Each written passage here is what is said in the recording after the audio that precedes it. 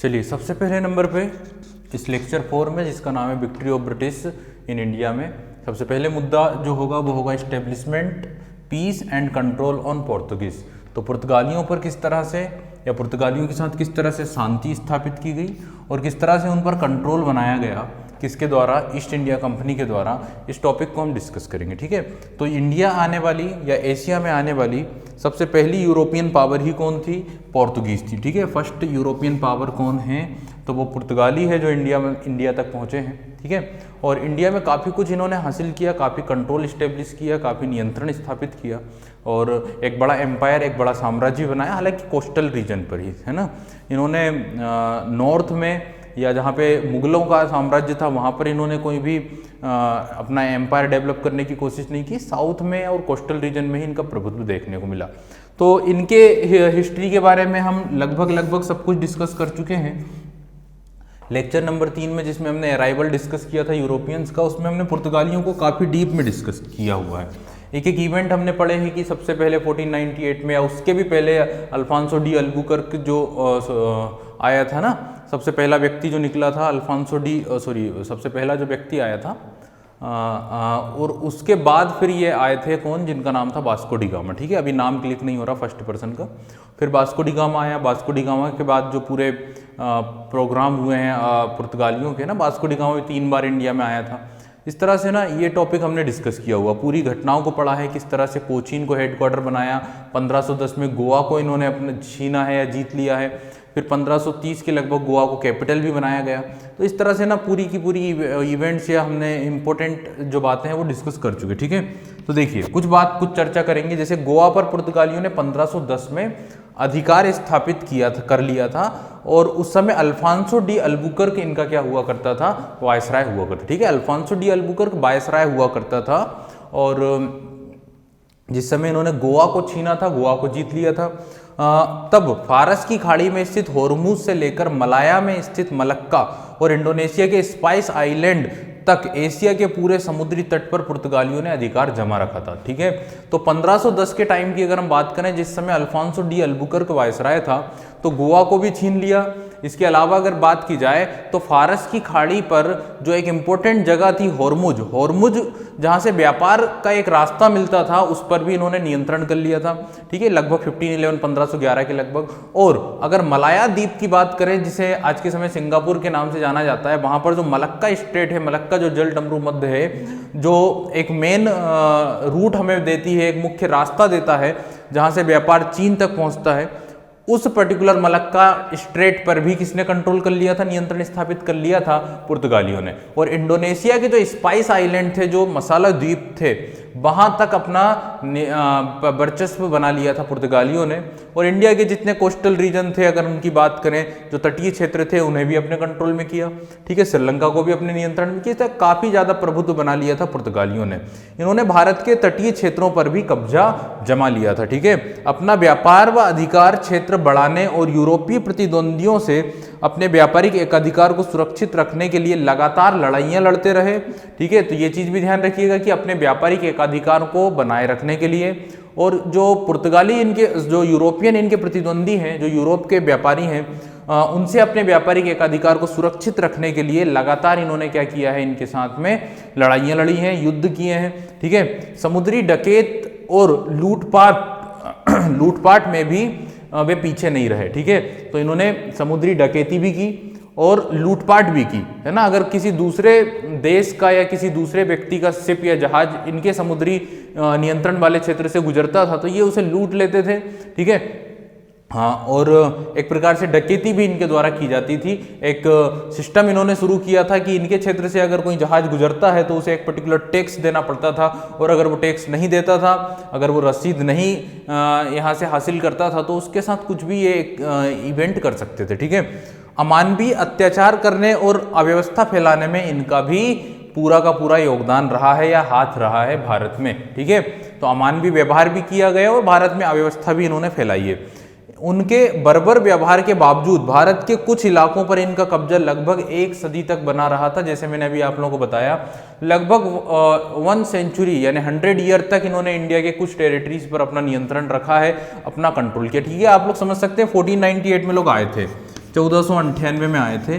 और यानी कि ये 15 सेंचुरी चल रही है और 16 सेंचुरी के हाफ तक या 16 सेंचुरी के स्टार्टिंग तक इन्होंने क्या किया है, इंडिया पर नियंत्रण किया। ठीक है, तो लगभग 1 सेंचुरी, 1 शताब्दी तक इन्होंने नियंत्रण किया है। ठीक है, इसका कारण ये था कि खुले समुद्र पर उनका राज चलता था। ठीक है, बेसिक कारण ये है, नेवी काफी स्ट्रांग थी और समुद्र पर पूरा नियंत्रण किसका था, पुर्तगालियों का। ठीक है, बिना इनकी परमिशन से समुद्र से कोई गुजर नहीं सकता था। ये अपने आप को गॉड ऑफ द सी यानी समुद्र के स्वामी भी कहते थे।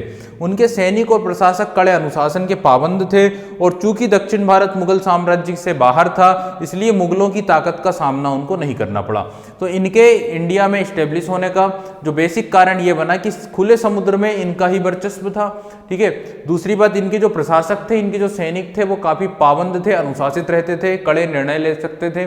और तीसरी बात, दक्षिण में मुगलों से इनका सामना नहीं हुआ क्योंकि दक्षिण में मुगलों का प्रभुत्व नहीं था। 16वीं शताब्दी के उत्तरार्ध में अगर बात करें, 16 सेंचुरी के इनिशियल लेवल पर अगर हम बात करें, बाद अंत की अगर बात करें, तो 16वीं शताब्दी जब समाप्त होती है और 17वीं शताब्दी जब स्टार्ट होती है, तब इंग्लैंड और हॉलैंड और बाद में फ्रांस जैसी उभरती हुई व्यापारिक प्रतिद्वंदी शक्तियों ने विश्व व्यापार पर स्पेन और पुर्तगाल के एकाधिकार के खिलाफ एक कड़ा संघर्ष क्या कर दिया था, छेड़ दिया था। ठीक है, तो 16 सेंचुरी के उत्तरार्ध में, 17 सेंचुरी के इनिशियल लेवल पर या स्टार्टिंग में जो अदर यूरोपियन पावर्स थी, लाइक हॉलैंड यानी डच लोग या फिर ब्रिटेन या इंग्लैंड के लोग, और फिर धीरे धीरे उभर कर आए फ्रांसीसी प्रतिद्वंदी, इन लोगों ने खासतौर से स्पेन और पुर्तगाल के प्रभुत्व को पूरी तरह से क्या किया है, खत्म कर दिया है या उन्हें कड़ी टक्कर देने की कोशिश की। ठीक है, इस संघर्ष में पुर्तगाल और स्पेन की पूरी तरह से क्या हो गई थी, हार हो गई थी। अब अंग्रेज और डच व्यापारी केप ऑफ गुड होप होकर भारत जाने वाले रास्ते का प्रयोग करने लगे और पूर्व में अपना साम्राज्य बनाने की दौड़ में शामिल हो गए। ठीक है, तो पुर्तगालियों को रास्ते से हटाकर अब 2 पावर्स यहाँ पे बढ़ गई हैं, जिनको हम बोलते हैं डच और ब्रिटिशर्स। उसी रास्ते से, जिस रास्ते से पोर्तुगीज आते थे, उसी रास्ते से कौन आने लगे हैं, डच आने लगे और ब्रिटिशर्स आने लगे हैं।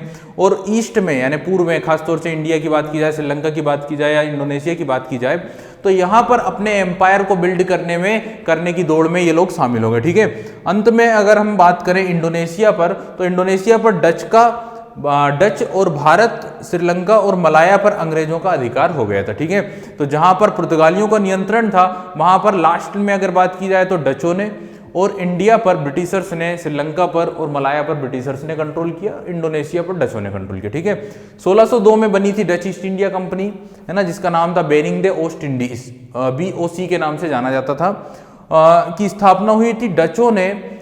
डचों की जो खास दिलचस्पी थी वो भारत में नहीं थी, बल्कि कहाँ पर थी, जैसे मैंने बताया, इंडोनेशिया में थी। इंडोनेशिया के जो स्पाइस आइलैंड थे, वहाँ से काफ़ी ज़्यादा मसालों का प्रोडक्शन होता था, मसालों का उत्पादन होता था, इसलिए इनकी मुख्य दिलचस्पी ना इंडोनेशिया पे थी, ना कि इंडिया पे थी। जल्दी इन्होंने मलय जलडमरू मध्य और इंडोनेशिया के द्वीपों से पुर्तगालियों को क्या कर दिया था, खदेड़ दिया था। किसने, डचों ने। तो डचों ने सबसे पहले पुर्तगालियों को टक्कर दी और उन्हें इंडोनेशिया से, और जो मलक्का स्टेट इन्होंने जो कैप्चर की थी, वहां से इन्हें क्या किया, खदेड़ना शुरू किया। ठीक है, 1658 में इन्होंने पुर्तगालियों को श्रीलंका से भी क्या कर दिया था, खदेड़ दिया था। ठीक है, तो इस तरह से ना पुर्तगालियों को सबसे पहले टक्कर किसने दी है, तो आप लोगों को जो आंसर मिलता है वो मिलता है डच। और फिर दूसरी जो प्रॉब्लम इनके सामने आई है वो आई है किसके रूप में, ब्रिटिशर्स या अंग्रेजों के रूप में। अंग्रेजों की जो कंपनी थी, ईस्ट इंडिया कंपनी, 1600 में ही बन चुकी थी, ये 1599 में ही वो स्टेब्लिश हो चुकी थी, और 1631 दिसंबर को इन्हें एक चार्टर मिला था, एक अधिकार मिला था, और फिर ये इंडिया के लिए जो है ट्रेड करने के लिए निकले थे। और इन्होंने भी सबसे पहले इंडोनेशिया का रुख किया, और इंडोनेशिया के बाद 1608 में ये सूरत में इनका जो पहला जहाज था, हेक्टर नाम से, जिसके कैप्टन हुआ करते थे कैप्टन हॉकिंस या विलियम हॉकिंस, वो इंडिया पहुंचे थे। ठीक है, तो अब ब्रिटिशर्स के द्वारा पुर्तगालियों को टक्कर दी जानी थी। हालांकि यहां पर काफी संघर्ष चला, काफी विवाद हुआ दोनों के बीच में। फाइनली 1612 में सूरत में एक युद्ध हुआ जहां पे पुर्तगालियों को हराया था किसने, ब्रिटिशर्स ने। ठीक है, तो यहां पर अब हम बात करेंगे डचों के बाद किसकी, ब्रिटिशर्स की, और किस तरह से ब्रिटिशर्स ने पुर्तगालियों को हराया और नियंत्रण स्थापित किया और शांति भी बनाई। ठीक है, चलिएगा, तो यहाँ पे हम बात कर रहे हैं establishment peace and control on Portuguese, किसके द्वारा, अंग्रेजों के द्वारा या ब्रिटिश के द्वारा। तो ब्रिटिश के द्वारा पुर्तगालियों पर किस तरह से नियंत्रण हुआ है, किस तरह से कंट्रोल हुआ है, और किस तरह दोनों के बीच में समझौता हुआ और शांति हुई, उस मुद्दे पे हम बात कर रहे हैं। देखिए कल अभी तक जो मैंने आपको बातें बताई है उसके बाद हम आगे की चीज़ें कंटिन्यू करते हैं। तो ब्रिटिशर्स जब इंडिया आए, अंग्रेज जब भारत आए, तब उनके सामने दो प्रॉब्लम्स थी, एक डच और दूसरे पुर्तगाली। सबसे बड़ी मजबूत प्रॉब्लम जो थे वो थे आपके पोर्तुगीज़ और सेकंड नंबर पे थे डच। इन दोनों से निपटना अंग्रेज़ों के लिए काफ़ी महत्वपूर्ण था और इनसे बिना निपटे ही अंग्रेज अपना साम्राज्य, अपना व्यापार यहाँ पे इस्टेब्लिश नहीं कर पा रहे थे। ठीक है, अंग्रेज़ों की काफ़ी कोशिश थी कि वो सूरत में अपना पहला जो फैक्ट्री है वो ओपन कर पाएँ, लेकिन डचों और पुर्तगालियों के प्रेशर के कारण, के दबाव के कारण मुग़ल बादशाह के द्वारा इन्हें परमिशन नहीं दी जा रही थी। ठीक है, मुग़ल बादशाह ने परमिशन नहीं दी थी सूरत में फैक्ट्री ओपन करने की ब्रिटिशर्स को। ठीक है, ये बात ये चीज़ें मैंने आप लोगों को पहले भी बताई है, किसके प्रेशर में? पुर्तगालियों के प्रेशर में खास तौर पर। ठीक है, अब ये दो लोगों से निपटना था और इसी सिलसिले में हम पुर्तगालियों की बात कर रहे हैं सबसे पहले। तो देखिए, अंग्रेजों और पुर्तगालियों की अगर पहली लड़ाई की बात की जाए ना, फर्स्ट भिड़त की अगर बात की जाए between the forces of Portuguese and the British east India company, तो जो पहली लड़ाई हुई है दोनों के बीच में वो हुई है 1612 में। ठीक है, 1612 में इन लोगों के बीच में पहली लड़ाई हुई थी, पहली भिड़त हुई थी। और ये जो युद्ध था, इस युद्ध को हम बोलते हैं बैटल ऑफ सूरत, या फिर सूरत के काफ़ी निकट एक विलेज आता है, गांव आता है, जहां पर ये लड़ाई लड़ी गई थी। ये एक नेवल बैटल था, एक नेवल युद्ध था जो लड़ा गया था 1612 में। और एक विलेज आता है, एक गांव आता है सूरत के पास में, जिसका नाम था स्वाली। तो इसलिए इस युद्ध को बैटल ऑफ स्वाली भी कहा जाता है, या फिर बैटल ऑफ सूरत के नाम से भी हम जानते हैं। ठीक है, तो यहाँ पे हम बात कर लेते हैं first battle between the Portuguese and Britishers. तो ब्रिटिश और पोर्तुगीज के बीच में होने वाला पहला युद्ध। ठीक है, और पहला युद्ध जो है उस युद्ध का नाम है बैटल ऑफ स्वाली। इसे हम सूरत के युद्ध के नाम से भी जानते हैं। ठीक है, तो ये चीज़ भी ध्यान रखिएगा, बैटल ऑफ स्वाली या फिर बैटल ऑफ सूरत के नाम से आप इस युद्ध को जानते हैं। ये युद्ध कब लड़ा गया था इसकी बात भी हम कर लेते हैं। ये युद्ध लड़ा गया था लगभग 29 और 30, 29 से 30 नवंबर, 2 दिन युद्ध चला, 29 to 30 नवंबर 1612 में। ठीक है, 29-30 नवंबर 1612 को युद्ध हुआ था। और ये पहला युद्ध हम बोलेंगे between the Portuguese and Britishers, that was the battle of Swally या बैटल ऑफ सूरत। ठीक है, 29 से 30 नवंबर के बीच में लड़ा गया था। ठीक है, अब इसके थोड़ा सा हम बैकग्राउंड की बात करें, ज़्यादा डिस्कस नहीं करेंगे क्योंकि ज़्यादा क्वेश्चंस यहाँ पे बनते नहीं है। ठीक है, तो पहला पॉइंट तो ये आता है कि अंग्रेजों ने कई सारी समुद्री यात्राएं की, इंडिया पहुँचे, कई बार पहुँचे, और इंडिया में पहुंचकर अपनी जो फैक्ट्रीज थी वो ओपन करने की परमिशन लेने की काफ़ी कोशिश की। ठीक है, लेकिन उनकी जो कोशिश थी ना वो कंप्लीट नहीं हो पा रही थी, पूरी नहीं हो पा रही थी, क्योंकि यहाँ पे दबाव किसका पड़ रहा था? मुगल बादशाह के ऊपर, पुर्तगालियों को। ठीक है, तो यहाँ पर क्या हुआ कि जब हम इनके 10वें अभियान की बात करते हैं, जब हम इनके 10th समुद्री यात्रा की बात करते हैं, उस समय इन्हें सक्सेस मिली, उस समय इन्हें सफलता मिली।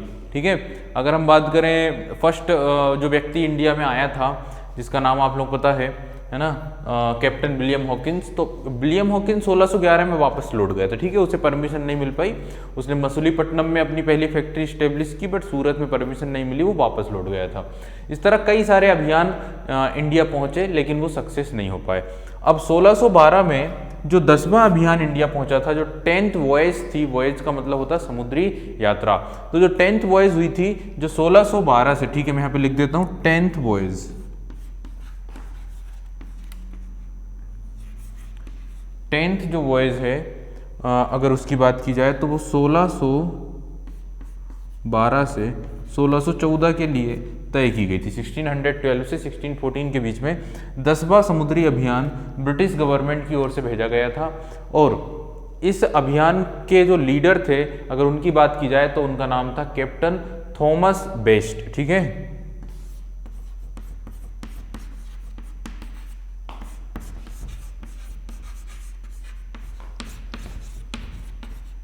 इस अभियान को लीड करने वाले व्यक्ति का नाम था कैप्टन थॉमस वेस्ट। ठीक, ये बात क्लियर हो गई आप लोगों को। तो ये जो युद्ध लड़ा जा रहा था इसमें ब्रिटिशर्स की ओर से युद्ध के लीडर जो थे वो थे कैप्टन थॉमस बेस्ट, और एक साइड जो थी वो पुर्तगाली नेवी थी, पुर्तगाली नेवल फोर्स थी। ठीक है, the 10th voyage on behalf on the English East India company was lead by captain Thomas best. It set out on 1 फरवरी 1612। तो ये 1612 1 फरवरी 1612 को ये लोग निकले थे और उसी रूट से उसी रास्ते से होते हुए ये इंडिया में पहुंचे थे। कहाँ पहुंचे थे? दमन पहुंचे थे 1612 में। ठीक है, तो ये चीज़ आप लोग समझ गए होंगे, इतनी पॉइंट्स आप लोग समझ गए होंगे। आगे बढ़ते हैं, इसके आगे की जो स्टोरी है उसके बारे में डिस्कस करते हैं। ठीक है, देखिए ये बात मैंने बताया है कि अ ब्लेज नियर सूरत सिटी। तो सूरत शहर के पास में एक ब्लेज आता है, एक गांव आता है जिसका नाम क्या था? स्वाली। ठीक है, a place near the Surat city and was a victory of English East India company over Portuguese. तो ये जो थी विक्ट्री जो हुई है वो किसकी हुई है? ब्रिटिश ईस्ट इंडिया कंपनी की विक्ट्री हुई है। किसके ऊपर? पुर्तगालियों के ऊपर। ठीक है, ब्रिटिश ईस्ट इंडिया कंपनी जीत गए हैं किसके ऊपर? ये पुर्तगालियों के ऊपर। पुर्तगालियों को उन्होंने यहाँ पे युद्ध में पराजित कर दिया। ठीक है, अब इस युद्ध के क्या इंपॉर्टेंस हुए हैं, क्या रिजल्ट रहे हैं, अगर उसकी बात की जाए, this relatively a small naval battle is historically importance as it marked the beginning of ascent of English East India Company's presence in India.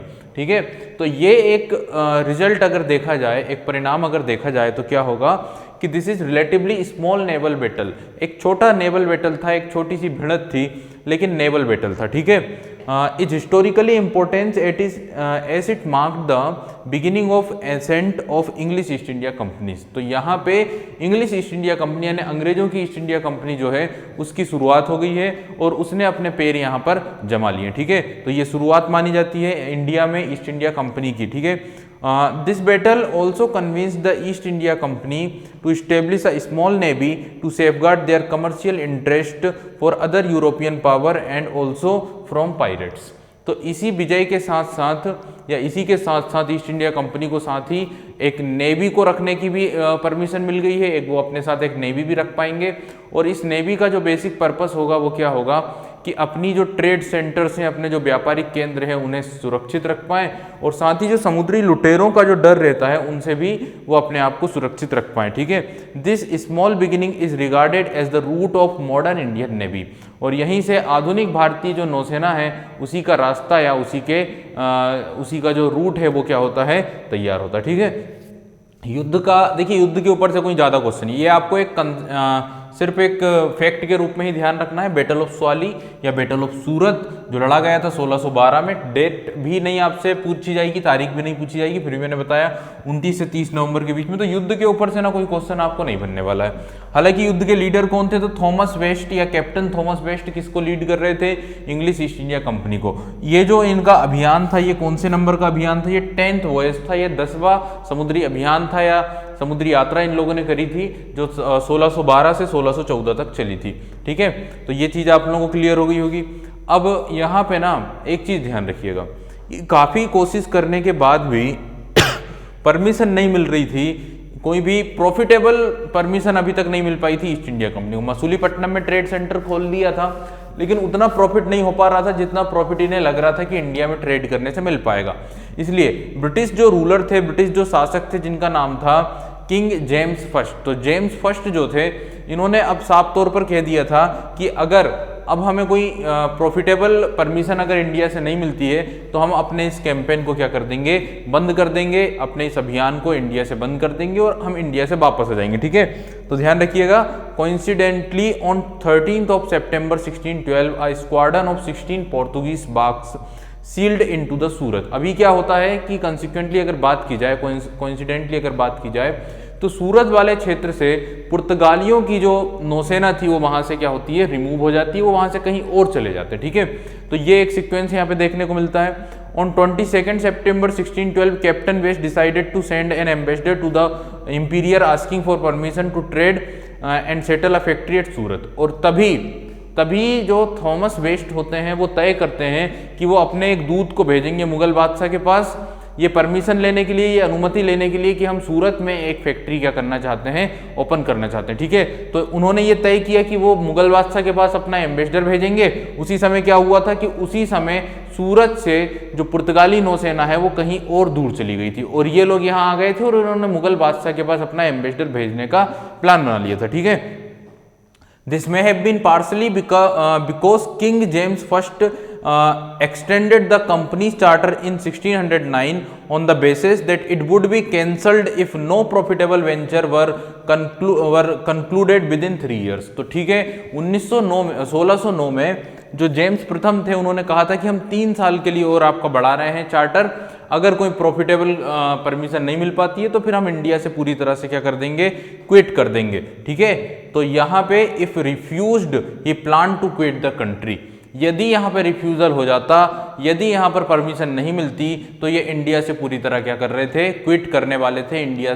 को छोड़कर जाने वाले थे। ठीक है, बट यहाँ पर क्या होता है कि यहाँ पर पुर्तगालियों की पराजय हो जाती है और परमिशन मिल जाती है किससे, परमिशन मिल जाती है किससे, मुगल बादशाह जहांगीर से। ठीक है, तो ये एक परमिशन उन्हें मिल जाती है। अब देखिए इम्पैक्ट क्या हुआ है इस युद्ध का, इम्पैक्ट जो हुआ है वो डायरेक्ट हुआ है किस पर, मुगल्स पर। तो इम्पैक्ट ऑन मुगल्स की अगर बात करें, this event sufficiently impressed the Sardar of Gujarat.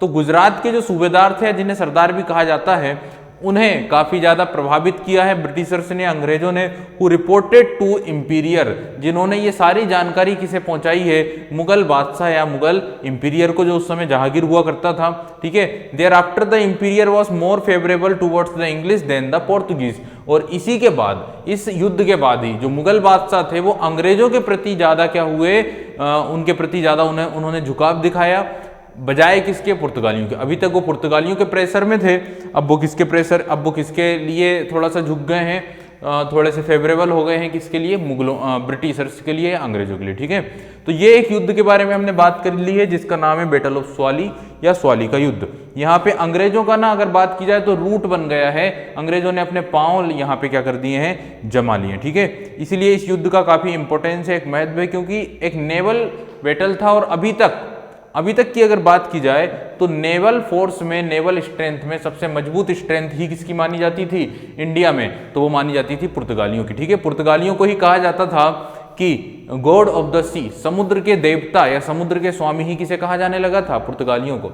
But during the battle of Swally के युद्ध के दौरान ब्रिटिशर्स डिफीटेड पोर्तुगीज, तो ब्रिटिशर्स ने पुर्तगालियों को पराजित कर दिया। और यहाँ पे ये संदेश जाता है कि Britishers are more strengthened than Portuguese. ठीक है, और मुगलों ने भी अपना जो दृष्टिकोण है वो बदल दिया है, अब वो अंग्रेजों के प्रति थोड़ा सा नर्म रुख अपनाएंगे। ठीक है, और उन्हें थोड़ी ज्यादा परमिशन दी जाने लगेगी। ठीक है, अब पुर्तगालियों के ऊपर थोड़ा सा डिस्कशन करते। देखिए मुद्दा जो हमारा ये है कि पुर्तगालियों को किस तरह से कंट्रोल किया अंग्रेजों ने। ठीक है, मेन टॉपिक हमारा ये है। थोड़ा सा पुर्तगालियों की बात की जाए तो देखिए पुर्तगाली भारत में काफ़ी पहले आए 1498 में, और लगभग 1 दशक तक इंडिया के सोर्सेस को इन्होंने लूटा है, इंडिया की टेरिटरी को कब्जाया है, और पहले यूरोपियंस रहे हैं जिन्होंने इंडिया के सोर्सेस को जो है लेकर यूरोप गए हैं। ठीक है, तो 1498 में आने के बाद धीरे धीरे जब इन्होंने कैप्चर करना शुरू किया और इसके बाद इन्होंने काफ़ी कंट्रोल में किया, तो ये जो इनका गोल्डन पीरियड हम बोले इंडिया में, ये लगभग 1580 तक चलता है। 1580 तक सब कुछ ठीक चलता है और उसके बाद पुर्तगालियों का पतन शुरू होता है। ठीक है, 1580 तक सब ठीक चलता है, लेकिन उसके बाद यहाँ पर इन लोगों का क्या होना शुरू होता है, पतन होना शुरू होता है।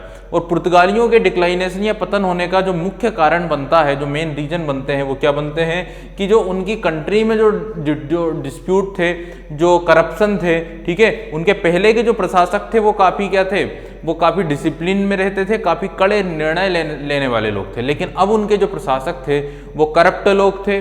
ठीक है, वहाँ पे अधिकारियों की जो नियुक्ति होती थी वो रिकमेंडेशन के बेसिस पर होने लगी थी, तो करप्शन बढ़ने लगा था। ठीक है, भ्रष्टाचार बढ़ने लगा था, जिससे कि सेंट्रलाइज्ड जो सिस्टम था वो कमजोर हो गया था।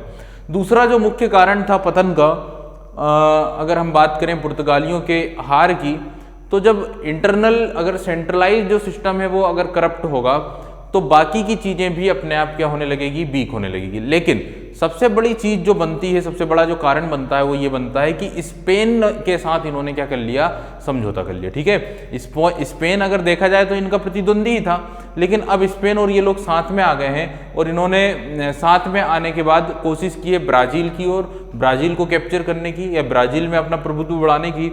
इस कारण से इंडिया की ओर इनका ज्यादा रुख नहीं रहा, इंडिया पे इन्होंने ज्यादा फोकस नहीं किया। ठीक है, अब देखिए 1680 से जब पतन शुरू हुआ है वो उसमें कैसे कैसी चीजें हैं जो हमें डिस्कस करना है।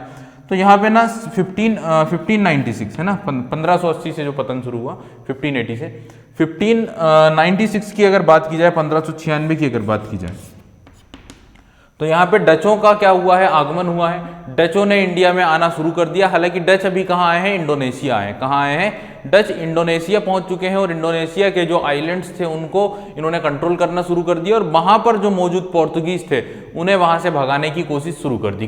ठीक है, तो 1596 में कार्नेलियस हूटमैन नामक जो डच व्यक्ति था वो कहाँ पहुंच चुका था, इंडोनेशिया के आइलैंड्स पर, इंडोनेशिया के द्वीपों पर। ठीक है, वैसे भी डचों का जो ज़्यादा फोकस था वो इंडोनेशिया पे था, ना कि इंडिया पे था। ठीक है, तो ये हो गई है एंट्री किसकी, डचों की। और 1600 की बात की जाए, 1600 की बात की जाए, लेकिन 1608 1608 में 1608 में इंडिया में आने के लिए आ गए थे कौन, ब्रिटिशर्स या अंग्रेज। तो 1608 में अंग्रेजों ने इंडिया में एंट्री मार दी है और अंग्रेज लोग इंडिया पहुंच चुके थे। ठीक है, इन 1608 ब्रिटिशर्स केम इन इंडिया। और फिर आप लोग पता है कि 1608 में तो आए थे और 1612 में ही किसे पराजित कर दिया था, 1612 में ही पराजित कर दिया था पुर्तगालियों को during the battle of Swally, Swally के युद्ध के दौरान। ठीक है, अब देखिए क्या क्या नुकसान हुआ है पुर्तगालियों को, किसने क्या क्या नुकसान पहुंचाया अगर उनकी बात करें। 1641 1641 में, ठीक है, कब की बात हो रही है, 1641 1641 में जो मलक्का स्ट्रेट थी जिसे कंट्रोल कर लिया था, जिसे जीत लिया था पुर्तगालियों ने। दो इंपॉर्टेंट स्ट्रेट हैं, एक तो आपकी स्ट्रेट होती है कौन सी, हॉर्मुज या हॉर्मुज जो एक मुख्य केंद्र था उसे इन्होंने कब्जा लिया था। कहाँ पे, ये ओमान में आता है, फारस की खाड़ी में इंटर करने का एक मुख्य बंदरगाह था हॉर्मुज, जो 1511 में लगभग इन्होंने जीता था। तो हॉर्मुज जो इन्होंने जीता था उसकी बात अभी करेंगे क्योंकि वो अंग्रेजों के द्वारा कॉन्कर किया जाता है। लेकिन मलक्का स्ट्रेट जो थी, मलक्का जो जलसंधि थी, जो एक इम्पोर्टेंट रास्ता था, एक इम्पोर्टेंट रूट था समुद्र में, कहाँ से, तो जैसे इंडियन ओशियन से होते हुए अगर हमें साउथ चाइना सी या चीन की ओर मुड़ना है तो एक रूट आपको मिलता है, एक स्ट्रेट आपको मिलती है इंडोनेशिया और मलेशिया या सिंगापुर के बीचों बीच से। ठीक है, तो ये एक रास्ता मिलता है। वहां पे जो स्ट्रेट थी उस स्ट्रेट का नाम था मलक्का स्ट्रेट, जिसे पुर्तगालियों ने अपने कंट्रोल में कर लिया था। बट मलक्का स्ट्रेट को जीत लिया है, कॉन्कर कर लिया है किसने, डचों ने। कब कॉन्कर किया है, 1641 1641। तो 1641 में पुर्तगालियों को खदेड़ दिया है किसने, डचों ने, और मलक्का स्ट्रेट को या मलक्का को डचों ने अपने नियंत्रण में ले लिया। ठीक है, 1641 में। 1658 की घटना मैंने आप लोगों को बताई है, अभी पहले भी बताई थी 1658 की। 1658 में ब्रिटिशर्स ने श्रीलंका को कंट्रोल कर लिया और श्रीलंका से पुर्तगालियों को क्या कर दिया है, खदेड़ दिया। ठीक है, तो सबसे पहले डचों ने मलक्का स्ट्रेट से या मलक्का पर कंट्रोल किया और डचों को भगाया, पुर्तगालियों को भगाया। 1658 में डचों ने, ब्रिटिशर्स ने, है ना, अंग्रेजों ने श्रीलंका से पुर्तगालियों को क्या किया है, रिमूव कर दिया है। अब आगे की बात की जाए तो 1663 1663 में, क्योंकि एक व्यक्ति नहीं होगा, देखिए पुर्तगालियों को ना सभी लोगों ने क्या किया है, बाद में पुर्तगालियों पे अटैक किया, यानी पुर्तगालियों के कई दुश्मन बने। ब्रिटिशर्स और डचों के अलावा जो नेटिव रूलर्स थे लाइक मराठा एंड मुगल्स भी पुर्तगालियों के क्या हुए, दुश्मन बने बाद में। तो सभी लोगों ने पुर्तगालियों पर अटैक किए, हमले किए हैं। तो देखिए 1663 1663 की अगर बात की जाए तो मालाबार के जो जितने भी दुर्ग थे, जितने भी किले थे जिन पर पुर्तगालियों ने अपने नियंत्रण बना लिए थे, उन फोर्ट्स या उन दुर्गों पर कंट्रोल कर लिया है किसने, डचों ने, और किसने, अंग्रेजों ने। ठीक है, तो 1663 तक मालाबार के सभी दुर्गों को नियंत्रित कर लिया था किसने, ब्रिटिशर्स ने, और डचों ने आपस में इन्हें डिस्ट्रीब्यूट कर लिया था। ठीक है, और 1612 1612 की घटना बता चुका हूँ, बैटल ऑफ स्वाली या बैटल ऑफ सूरत में बुरी तरह से पराजित किया पुर्तगालियों को। अब 1612 की घटना तो मैंने यहाँ पे लिखा ही है आप लोगों को, 1612 या 1612 की घटना। इस घटना के 10 ईयर बाद, इस घटना के 10 साल बाद अंग्रेजों ने एक और बड़ी सफलता हासिल की 1622 में। थोड़ी सी घटनाएं आगे पीछे होंगी क्योंकि यहाँ पे ब्रिटिशर्स भी चल रहे हैं और डच भी चल रहे हैं। अब देखिए 1696 में तो क्या हुआ है, डच आए हैं, 1608 में ब्रिटिशर्स आए, 1641 में मलक्का को कॉन्कर कर लिया है डचों ने, 1658 में अंग्रेजों ने कॉन्कर कर लिया है श्रीलंका को। 1663 की अगर बात की जाए तो मालाबार के जितने भी फोर्ट्स थे, दुर्ग थे, उन्हें आपस में डिस्ट्रीब्यूट कर लिया है किसने, अंग्रेजों ने और डचों ने। 1612 की बात की जाए तो पुर्तगालियों को पराजित किया है during the battle of Swally, और उसके 10 साल के बाद 1622 में क्या किया है, तो in 1622 the Hormuz was conquered by the Britishers, Hormuz को अंग्रेजों ने जीत लिया। हॉर्मुज पर अंग्रेजों का क्या हो गया, नियंत्रण हो गया। ये एक इंपॉर्टेंट पॉइंट आ जाता है आप लोगों के सामने कि Hormuz was conquered by the Britishers. Hormuz जो पारस की खाड़ी या फारस की खाड़ी से गुजरने वाले में इंटर करने का एक मुख्य केंद्र है, एक मुख्य बिंदु है, वहां पर भी अंग्रेजों ने कंट्रोल कर लिया, जिसे 1511 में पुर्तगालियों ने जीता था। ठीक है, अब इनके अलावा पुर्तगालियों के पतन के ना, इन दोनों शक्तियों के अलावा पुर्तगालियों के पतन के दो और भी कारण थे, या दो और भी उनके दुश्मन थे। पहले मुगल्स और दूसरे आते हैं आपके सेकंड नंबर पे जो आते हैं आपके, वो आते हैं मराठा।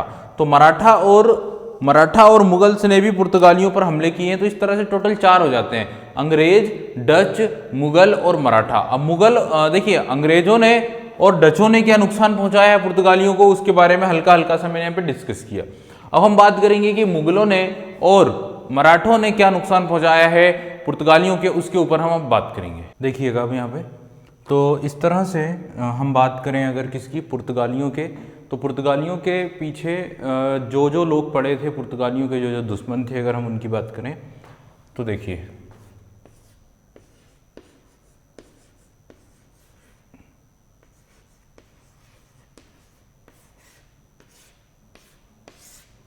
एक तरफ ब्रिटिश इनके पीछे थे और दूसरी तरफ डच। ब्रिटिश और डच ने किस तरह से नुकसान पहुंचाया है पुर्तगालियों को, उसके बारे में मैंने आप लोगों को बताया कि सबसे पहले 1612 में इन्हें पराजित किया और सूरत में अपनी फैक्ट्री स्टेब्लिश की अंग्रेजों ने। ठीक है, मसूलीपट्टनम में तो कर ही चुके थे। 1596 में डच आए हैं और 1608 में ब्रिटिशर्स आए हैं। 1641 में डचों ने मलक्का को कैप्चर कर लिया। 1658 में अंग्रेजों ने पराजित कर दिया है पुर्तगालियों को श्रीलंका से।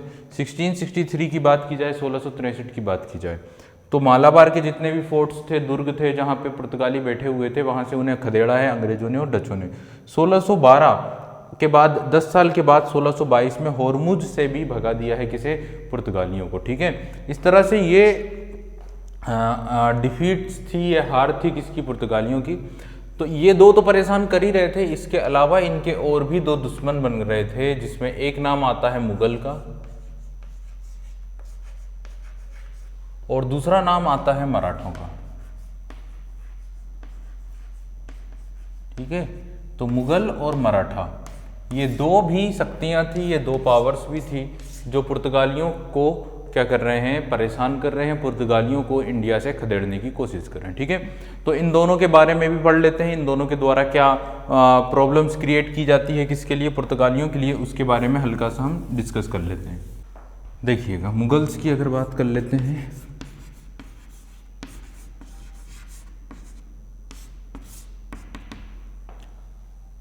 पुर्तगाली इंडिया में कब आए हैं, पुर्तगाली इंडिया में आए हैं 1498, 1498। ठीक है, पुर्तगाली इंडिया में आए और इन्हें लगने लगा कि इंडिया की सुप्रीम पावर ही क्या है, वह खुद हैं। ठीक है, जबकि आप लोग को पता है कि इंडिया में उस समय काफ़ी मजबूत वंश रूल कर रहा था नॉर्दर्न इंडिया में, उत्तर भारत में, जिसका नाम था मुगल डायनेस्टी या मुगल वंश। मुगलों ने साउथ इंडिया को छोड़ दें अगर हम, तो लगभग इंडिया के मैक्सिमम पोर्शन पर कंट्रोल किया हुआ था। ठीक है, और पुर्तगाली जो थे वो साउथ में थे और साथ ही कोस्टल रीजन में थे, तटीय क्षेत्रों में थे। ठीक है, अब पश्चिम बंगाल में जो एक जगह आती है, एक इम्पोर्टेंट ट्रेड सेंटर था जिसका नाम था हुगली।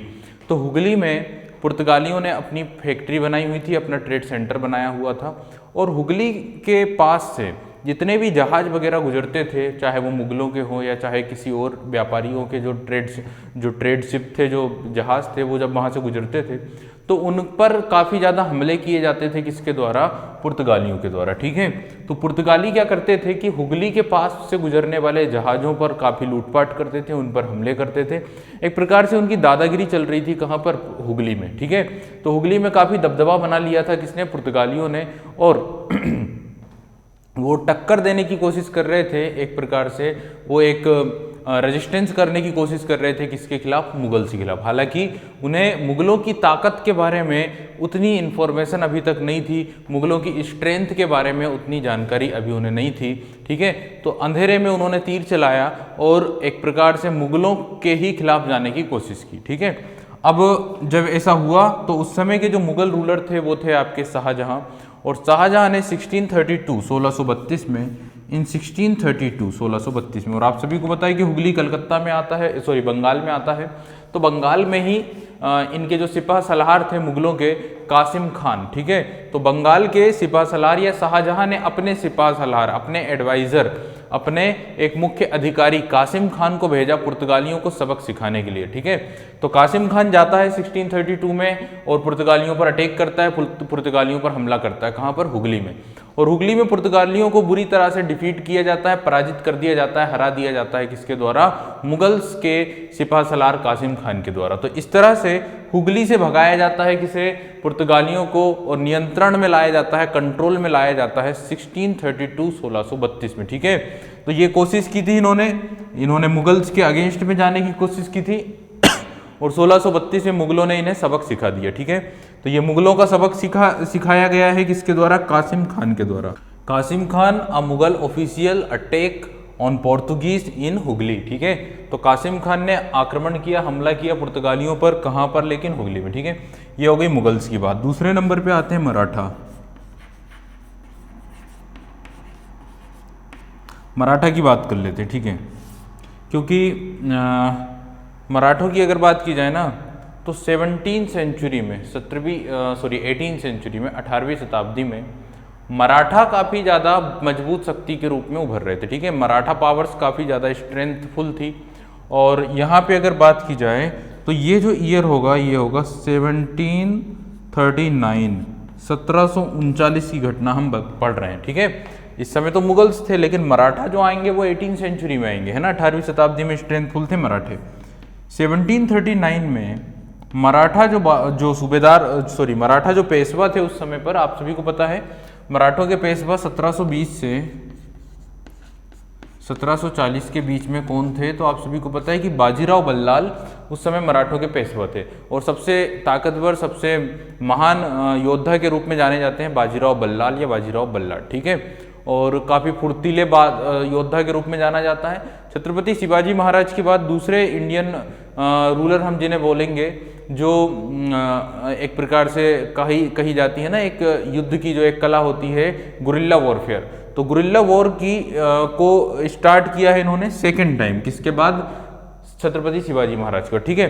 तो ये इनकी पेशवाशिप में इन्हीं के भाई, ठीक है, बाजीराव बल्लाल के भाई जिनका नाम था चीमाजी अप्पा, तो चीमाजी अप्पा के द्वारा इन्वेजन किया जाता, अटैक किया जाता पुर्तगालियों पर। कहाँ पे? सालसेट में, ठीक है। तो चीमाजी अप्पा अटैक करते हैं पुर्तगालियों पर, कहाँ पर? सालसेट में। और सालसेट जो आइलैंड है उसे कैप्चर कर लेते हैं, उसे अपने अधीन कर लेते हैं, ठीक है। तो सालसेट को जीत लिया है किसने? चीमाजी अप्पा ने। चीमाजी अप्पा कौन है? Chimaji Appa was the brother of Bajirao. Bajirao was the Peshwa of that time. तो उस समय के जो पेशवा थे बाजीराव, उन्हीं के भाई थे चीमाजी अप्पा, जिन्होंने काफ़ी बहादुरी और पराक्रम का दिखाते हुए पुर्तगालियों से किस आइलैंड को, किस द्वीप को छीन लिया था? सालसेट को, ठीक है। सालसेट को इन्होंने छीन लिया था, ठीक है। जो दूसरा है बेसिन, बेसिन इनके नियंत्रण में था। और वहीं पर कौन सा शहर आज के समय है? तो मुंबई। मुंबई इन्होंने क्या किया था बाद में? मुंबई इन्होंने किसे दे दिया था? मुंबई इन्होंने दे दिया था किसे? ईस्ट इंडिया कंपनी को या फिर अंग्रेजों को, ठीक है। तो ये चीज़ आप लोगों को समझ में आ गई है कि सालसेट आइलैंड इनके पास था और 1739 में सालसेट को किसने जीत लिया था? मराठों ने। तो ये चीज़ आप लोगों को क्लियर हो गई होगी। आगे बढ़ते हैं और आगे डिस्कस करते हैं कि देखिए, जब इनके ऊपर ना सभी तरफ से इन्वेजन्स होने लगे, सभी तरफ से अटैक होने लगे और ये काफ़ी परेशान हो गए, मजबूर हो गए, देन इन्होंने तय किया कि इन्हें एक शांति करनी होगी, एक समझौता करना होगा, क्योंकि अब ये सिर्फ सिमट कर रह गए थे इंडिया में। सिर्फ कुछ जगहों पर ही इनके ट्रेड सेंटर बचे हुए थे, कुछ जगहों पर ही अभी इंडिया में इनका वजूद बचा हुआ था, जिसमें खास तौर से गोवा है, दमन दीव है, दादर नगर हवेली है, ठीक है, या मुंबई वाला जो पर्टिकुलर आइलैंड आता है बेसिन, ठीक है, वहीं पर इनका प्रभुत्व था, वहीं पर इनका नियंत्रण था। बाकी सारी जगहों से इन्हें खदेड़ दिया गया था अंग्रेजों के द्वारा, मराठों के द्वारा, मुगलों के द्वारा और साथ ही डचों के द्वारा। अब इन्होंने कोशिश की है कि इंडिया में अगर हमें अपना वजूद बनाए रखना है तो हमें समझौता करना होगा। और 1661 आते आते 1661 आते आते हैं ना, तो यहाँ पे टाइम थोड़ा सा आगे पीछे आप लोग ध्यान रखिए। ये ईयर 1739 है, इसमें कोई शक नहीं है, ये सही है। लेकिन 1661 में इनकी एक संधि हो जाती है, एक समझौता हो जाता है, किसके साथ?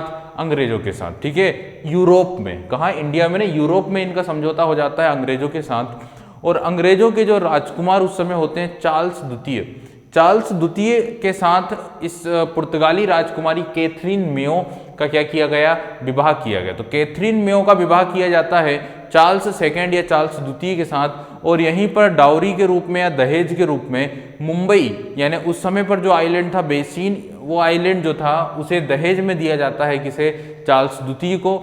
चार्ल्स द्वितीय को जब ये मुंबई मिलता है तो चार्ल्स सेकेंड 1668 में मुंबई जो है वो दे देते हैं किसे, ईस्ट इंडिया कंपनी को, ठीक है। ईस्ट इंडिया कंपनी को 1668 में मुंबई मिल जाता है, और ईस्ट इंडिया कंपनी अपना हेडक्वार्टर सूरत से ट्रांसफर करके कहाँ ले आती है, मुंबई में। तो ये क्वेश्चन अगर पूछा जाए कि EIC का हेडक्वार्टर सबसे पहले कहाँ बना था, इंडिया में, तो आंसर होगा सूरत में। देन उन्होंने ट्रांसफर कर दिया था कहाँ पे, मुंबई में। जब 1668 में उन्हें मुंबई मिल गया था किससे, ब्रिटेन के जो राजा थे चार्ल्स द्वितीय या चार्ल्स सेकंड से, देन उन्होंने अपना हेडक्वार्टर ट्रांसफर कर दिया था मुंबई, ठीक है। तो इस तरह से अगर बात की जाए तो यहाँ पे ना पुर्तगालियों और अंग्रेजों के बीच में समझौता हो गया, और अब थोड़ी सी स्ट्रेंथ पुर्तगालियों को मिली है। उन्हें ये लगने लगा है कि अब अंग्रेजों का उन्हें सपोर्ट है, अंग्रेजों का उनके ऊपर हाथ है। बट अंग्रेज सिर्फ प्रॉफिट को देख रहे थे, है ना, उन्हें कोई इस चीज़ से कोई मतलब नहीं था, वो सिर्फ प्रॉफिट के लिए काम कर रहे हैं। तो अंग्रेजों ने इनिशियल लेवल पर पुर्तगालियों के साथ ठीक ठाक व्यवहार किया, लेकिन धीरे धीरे उन्होंने अपना रूप दिखाना भी शुरू किया, ठीक है। और अब जो है पुर्तगाली सिमट कर कुछ जगहों पर बचे हुए हैं, और वो सिर्फ अपने ट्रेड से या अपने एडमिनिस्ट्रेशन से लगे हैं उन पर्टिकुलर रीजन में। तो वहाँ पे उनकी छेड़ नहीं हुई, उन्होंने दूसरे क्षेत्रों में कोई भी इफेक्ट पहुँचाने की कोशिश नहीं की, ठीक है। तो इस तरह से पुर्तगालियों को कंट्रोल में कर लिया है, और साथ ही उनके साथ समझौता करके उनके साथ शांति भी कर लिए। किसने, ब्रिटिशर्स ने, अंग्रेजों ने। तो इस पूरे टॉपिक में ना आप लोगों को थोड़ा सा आगे पीछे चीजें, इवेंट्स ऊपर नीचे होंगे जरूर, लेकिन कुछ चीजें ध्यान में रखना है, जैसे बैटल ऑफ स्वाली आप लोगों को ध्यान में रखना है, या सूरत का युद्ध जिसे 1612 में लड़ा गया था, ठीक है। और अगर हम इवेंट्स की बात करें तो कुछ चीजें और जो मैंने आप लोगों को बताई है, जैसे 1632 में कासिम खान ने पुर्तगालियों को हराया है हुगली में, मराठों ने 1739 में पराजित किया है। इस तरह से इनके जो और जैसे मलक्का स्ट्रेट, हॉर्मुज स्ट्रेट, ये जो कुछ फैक्ट के रूप में चीजें ध्यान रखना है। मलक्का को कॉन्कर कर लिया है किसने, डचों ने, ठीक है। तो ये एक पॉइंट ध्यान रखना 1641 में, और 1622 में हॉर्मुज पर अंग्रेजों ने अपना नियंत्रण कर लिया है। तो ये दो इंपॉर्टेंट ट्रेड के पॉइंट्स थे, है ना, उन पर डचों ने और अंग्रेजों ने नियंत्रण कर लिया, ठीक है। तो यहाँ पे ना पुर्तगालियों पर जो इस्टेब्लिशमेंट हुआ है कंट्रोल, और जो पीस स्थापित हुई है, शांति जो स्थापित हुई है, वो टॉपिक हमारा कंप्लीट होता है। अब हम बात करेंगे डचों पर किस तरह से कंट्रोल किया है, या डचों को किस तरह से अपने नियंत्रण में लिया है किसने, अंग्रेजों ने। हालांकि डचों की जो स्टोरी है वो थोड़ी अलग है। देखिए, डचों का ना इंडिया से कोई ज़्यादा फेथ नहीं था, इंडिया पे उनका कोई ज़्यादा ध्यान नहीं था, उनका फोकस इंडोनेशिया पे था, ठीक है। तो इंडिया में ना देखिए, डचों और अंग्रेजों की बात की जाए तो लगभग बराबर इक्वल पावर थे ना। डच इंग्लिश से कम थे ना, इंग्लिश डचों से कम थे, ठीक है। लेकिन एक दूसरे के जो हित थे ना, वो बटे हुए थे, है ना। इनके हित इंडिया में थे, इनके हित कहाँ पे थे, इंडोनेशिया में थे। तो दोनों के बीच में जो टकराव के कारण थे थोड़े बहुत, उन कारणों के खत्म होने के बाद इनके बीच में समझौता हो गया था। 1667 में, 1667 में दोनों के बीच में समझौता हुआ, 1767 में। और इंडोनेशिया पूरी तरह से डचों का हो गया, और इंडिया पूरी तरह से अंग्रेजों का हो गया, ठीक है। चलिए, तो हम बात करेंगे डचों और ब्रिटिशर्स के बीच में जो कॉन्फ्लिक्ट्स हुए, जो संघर्ष हुए हैं, उनके मुद्दे पर।